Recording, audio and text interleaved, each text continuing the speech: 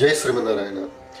ఇప్పటి వరకు మనం వాల్మీకి మహర్షికి నారద మహర్షి సంక్షేప రామాయణాన్ని వివరించడం, తరువాత వాల్మీకి మహర్షి తన శిష్య బృందంతో నారద మహర్షిని పూజించడం, తరువాత వాల్మీకి మహర్షి యొక్క అనుమతితో నారద మహర్షి తిరిగి దేవలోకానికి ఆకాశ మార్గం గుండా ప్రయాణించడం అనేది మనం సుఖాలలో ఎట్లా వివరించబడి ఉందో అట్లాగే మనం యథాతథంగా చెప్పుకున్నాం అర్థాలతో.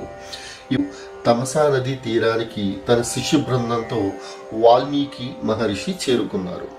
ఇక్కడ ఈ శ్లోకం ఏం చెప్తుందో మనం జాగ్రత్తగా విని తెలుసుకుందాం.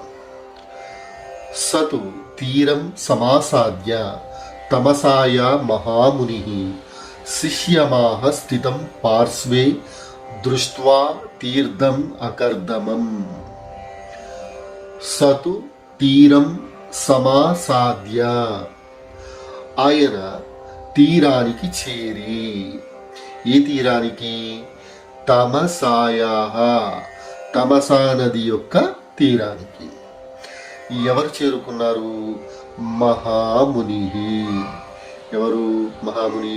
వాల్మీకి మహర్షి. శిష్యం అహా, తన శిష్యులతో కలిపి.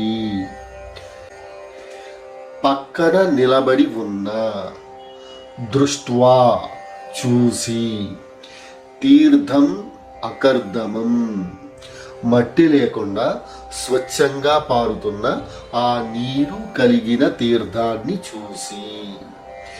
ఇక్కడ ఏం జరిగిందంటే, వాల్మీకి మహర్షి తన శిష్య బృందంతో తమసా నదీ తీరానికి చేరి వారి ప్రక్కనే నిలబడి ఆ నది యొక్క స్వచ్ఛతను, ఆ పవిత్రతను గమనించాడు అని ఈ శ్లోకం మనకి వివరిస్తుంది.